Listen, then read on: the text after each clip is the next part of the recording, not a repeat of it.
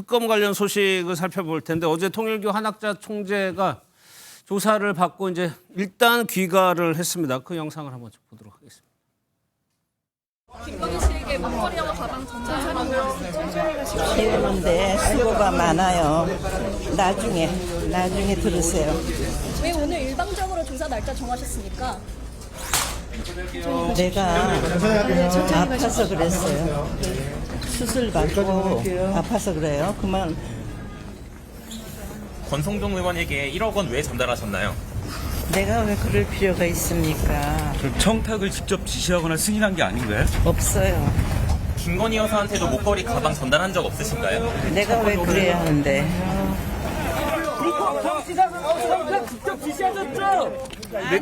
내리실게요.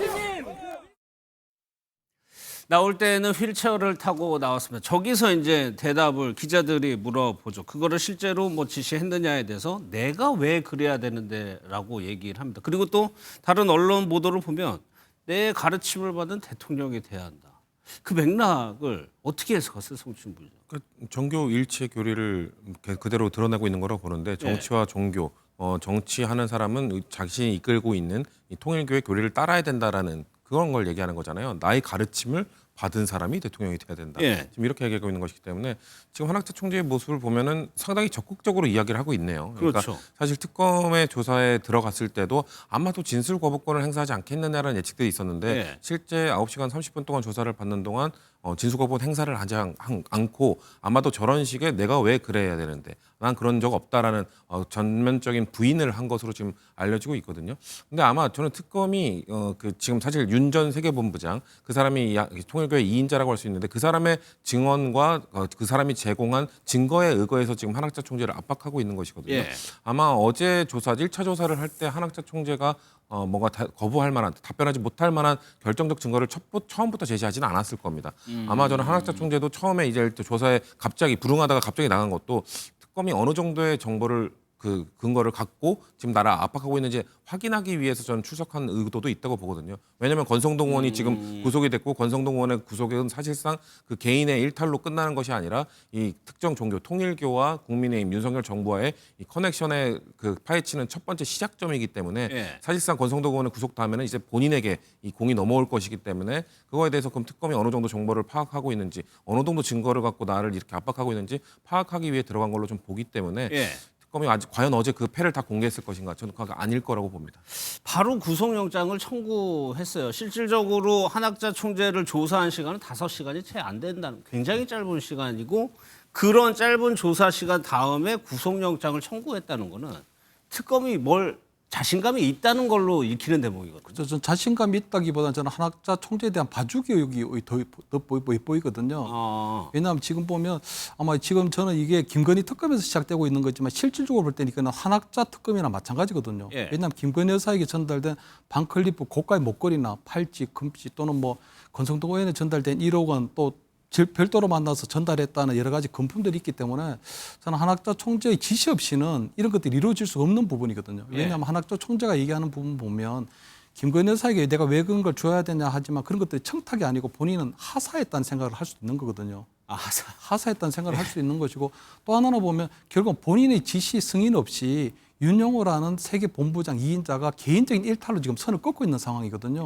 그런데 저는 아마 이게 저는 그 민중기 특검이 그래도 좀 시간을 갖고 두 번째, 세 번째 정도 소환 조사를 거쳐서 구속영장을 청구할 줄 알았는데 이렇게 적극적으로 청구했다는 거는 저는 한학자 총재에 대한 좀 봐주기 의혹이 있다고 보이는 게 일단 민중기 특검이 한학자 총재의 변호인을 본인이 판사 때 배석 판사였다고 해서 별도로 차담을 한 적이 있었거든요. 그렇게 되면 지금 그 민중기 특검이 보통은 다른 변호인들을 만나질 않는데 한학자 총재의 변호인을 만난 것도 그렇고 어제 같은 경우에도 보면 세 차례의 특검 소환 조사 요구에 응하지 않다가 그날 한학자 총재가 일방적으로 왔거든요. 그렇다면 통상의 민중기 특검이라면 아니야 돌아가시오.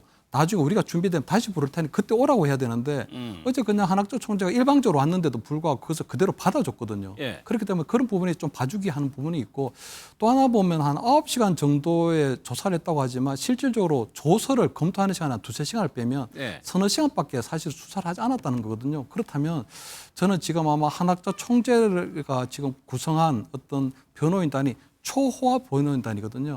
오죽하면 얼마나 돈을 많이 썼으면 아마 이번 이재명 정부의 초대 민정수석까지도 여기 변호인단에 합류했다가 여러 가지 여론이 나빠지니까 빠졌고 빠졌죠. 또 문재인 정부 때 검찰총장이나 법무부 장관들도 다 이 변호인단 이름 올리고 있는 상황이거든요. 예. 그렇다면 그 변호인단은 결국은 지향하는 바는 한학자 총재에 대한 불구속을 아마 염두에 두고 이번 소환 조사에 응했을 것 같고 그렇다면 아마 민주기 특검에서 볼 때는 그런 여러 가지 아마 뭐 봐주기 생각이 있다면 저는 굉장히 부실한 구속영장이 청구될 가능성이 높다고 보이거든요. 굉장히 부실한 구속영장이 예, 청구되게 예, 되면 결국은 아마 이 부분에서 구속영장이 부실하니까 예. 재판부에서도 구속영장 기각할 가능성이 높고 그렇다면 한학자 총재 입장에서 볼 때는 불구속 상태에서 이번 예. 재판을 끌고 나가려고 하는 것이 아닌가.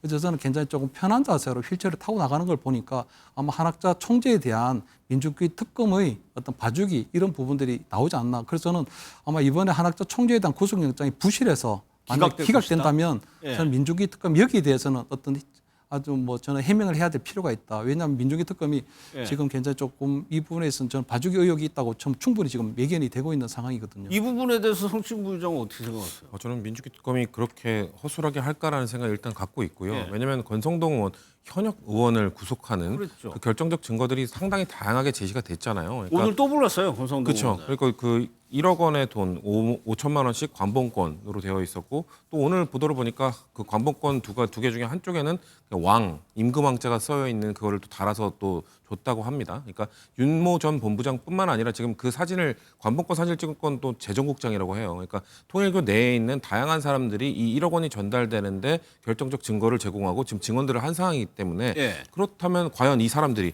통일교회 세계본부장, 통일교회 재정국장 이런 사람들이 한학재 총자의 지시 없이 승인 없이 1억 원이라는 돈을 전달했다? 저는 이거는 상상하기 어려운 일이거든요. 한학재 총재가 나는 본 적 없다고 아무리 끝까지 주장한다 하더라도 결국 이 종교가 결국 이런 접근을 했다는 것, 헌법을 위반해 가면서까지 헌법과 법률을 위반하면서까지 이런 접근을 했다는 거는 당연히 저는 총재 승인 하에 이루어졌다고 예. 볼 수 있기 때문에 저는 그 특검이 충분한 이런 권성동 의원을 구속시킬 정도의 증거라면 당연히 한학자 총재도 구속시킬 만한 증거를 확보한 채로 아마 예. 오늘 구속영장 청구를 한 걸로 전 예측을 해봅니다. 그런 해석은 어때요? 그 앞서도 그 청탁이나 그런 거에 대해 지시가 있느냐 없느냐에 대해서 앞서 영상에 나왔죠. 물어보잖아요. 누군가 물어보니까 아니야라고 얘기를 합니다.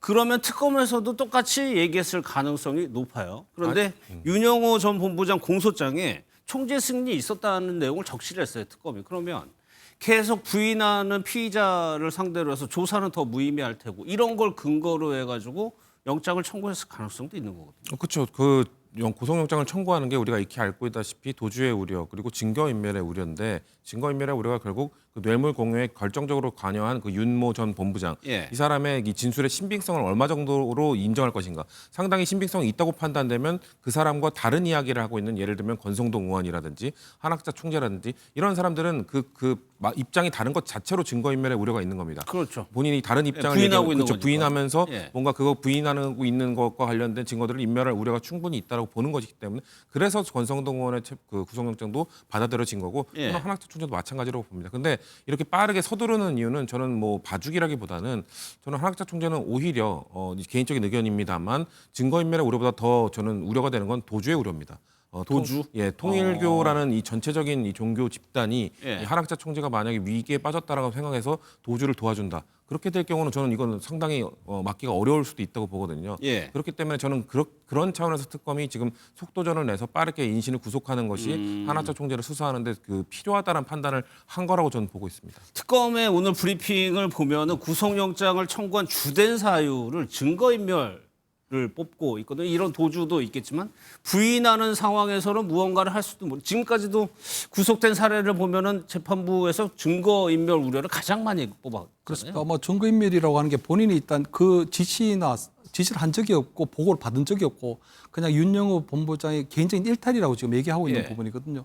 아마 권성동 의원을 만난 부분에 있어서도 그냥 권성동 의원을 만났지만 내가 뭐 중개 없다고 해버리게 되면 아마 그런 부분에 있어서는 특검에서 증거인멸을 하는 것이 아닌가 이렇게 생각을 할 수 있는데 저는 아마 지금 실질적으로 윤영호 본부장이 한학자 총재에 대해서 어떻게 보고를 하고 어떻게 지시를 받고 1억 원의 돈을 권성동 의원에게 전달하기 전에 어디서 그런 돈이 나왔는가에 대한 구체적인 내용들은 지금 알려져 있는 부분이 없거든요. 예. 그렇기 때문에 저는 한학자 총재가 계속적으로 부인하고 있다면 특검에서는 증거인멸로 나오지만 한학자 총재를 둘러싼 초호화 변호인단은 다툼의 여지가 있다는 걸로 나올 것 같거든요. 그렇다면 1심 재판부에서 볼 때는 증거인멸에 주안점을 둘 것인가 아니면 다툼의 여지가 있는 것으로 보일 것인가. 왜냐하면 한학자 총재가 직접적으로 윤용호한테 지시를 했다면 지시를 내린 문건이나 문서나 뭐 아니면 뭐 하다못해 뭐 핸드폰에 문자라도 나와야 되는데 그런 게 네. 전혀 없다면 그냥 뭐 한학자 총재 난 잘 모르는 일이라고 단순한 계속 정황만으로 딱 떼게 힘들 되면 것이다. 과연 네. 그것을 증거인멸로 볼 수는 없는 부분이 있거든요. 어쨌든 그래도 통일교회 총재라는 이름이지만 어쨌든 통일교 교주 역할을 하고 있는데 예. 한학자 총재가 그렇게 쉽게 그런 뭐 증거인멸이라는 하나만으로 묶어낼 수는 없는 거거든요. 그렇기 때문에 저는 지금 특검이 민중기 특검이 지금 이 구속영장 청구하는 데 있어서 너무 조밀하지 못하다, 탄탄하지 못하다. 그렇기 때문에 저는 한학자 총재에 대한 구속영장이 오히려 거꾸로 기각될 가능성이 높고 그렇다면 이거는 예. 저는 민중기 특검이 잘못했다기보다 그냥 한학자 총재에 대한 봐주기이다. 그렇기 때문에 민중기 특검이 이번 한학자 총재에 대한 구속에 본인의 어떤 특검의 모든 걸 좀 걸어야 될 필요가 있지 않나 이렇게는 보이는 거죠. 영장 받아들이시면 어떻게 하실래요?